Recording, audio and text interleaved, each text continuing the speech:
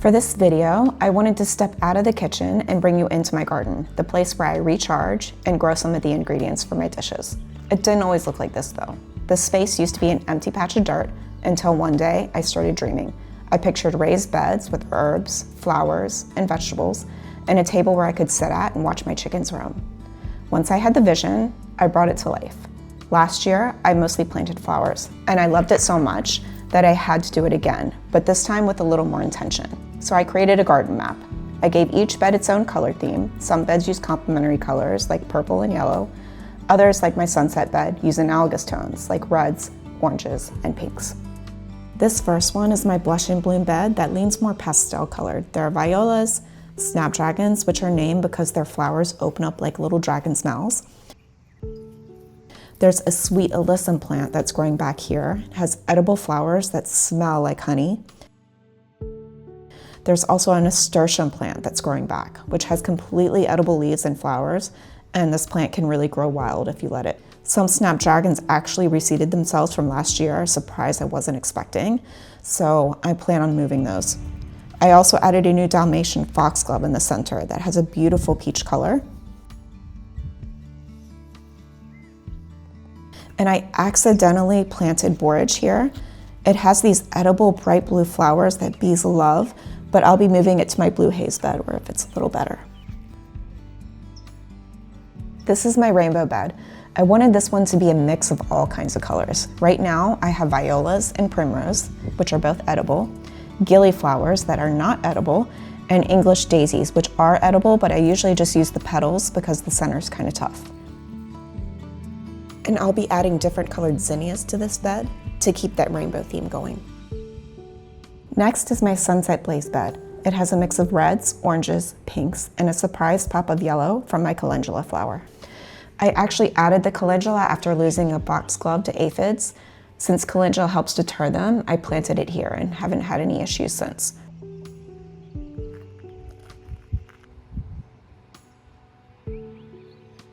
I also have straw flowers in this bed. They feel like paper. It's really cool. And fun fact, they actually close up when it rains. You can see them all closed here after we had some rain.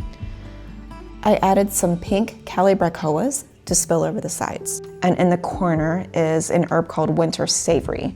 I haven't cooked with it yet, but I read it has a peppery, earthy flavor. I'm also planting two new additions, this bright red flower called nemesia, and this funky orange one called calceolaria.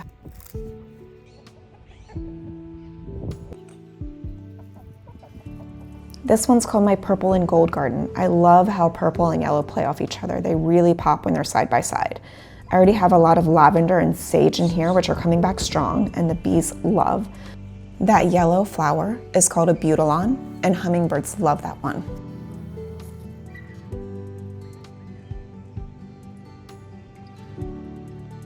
I'm also adding in a purple and yellow calibrachoa that will spill really beautifully over the edge of the bed. This next bed is my blue haze garden. I wanted this one to feel a little more cool toned, mostly blues and purples with just a touch of yellow for contrast. I have some catnip in here, which some people use in tea, and it produces these tiny purple edible flowers. I started getting some kind of bug on it, not sure what it is, but I blasted the leaves with water and trimmed back the worst spots. I also read that planting strong scented herbs nearby like lavender, chives, or rosemary can help naturally keep pests away, so I added rosemary here too. Plus, rosemary has these little edible blue flowers, so it totally fits in with my theme. Some snapdragons also decided to reseed themselves and totally took over this bed, so I'll be pulling those out soon.